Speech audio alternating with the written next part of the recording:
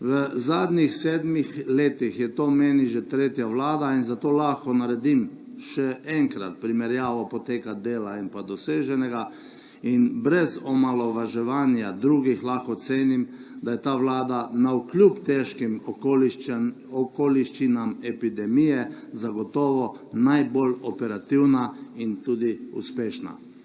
Seveda smo bili pri kaki zadevi tudi nerodni, nismo vsega izpeljali perfektno, pa vendar me včasih zaboli, ko se mediji in pa opozicija zapičijo samo v te nerodnosti, ki jih napihnejo do neba.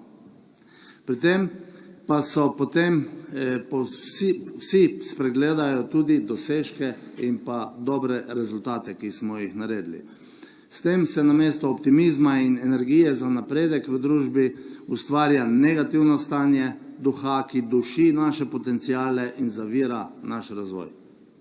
Jaz čisto razumem, da opozicija in mediji, ki so pod njeno kontrolo, del javnosti, stvari vidijo in predstavljajo drugače. Bi pa pri tem pričakoval vsaj minimum korektnosti.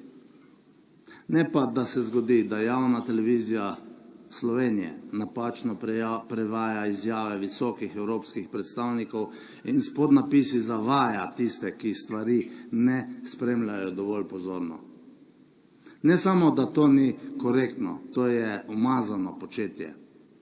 Ampak moram reči, da sem se naučil delati v tako sovražnem medijskem kontekstu, zato čisto razumem, da različne medijske lutke sledijo destruktivnosti znanega dobrega igralca Tetrisa. Lahko se rumenokljuni črni ptič prek svojih omrežij v organih pregona tudi še naprej trudi fabricirati in izmišljati razne dokaze. Lahko počnejo to in ono, a mi bomo nadaljevali z izvajanjem koalicijske pogodbe.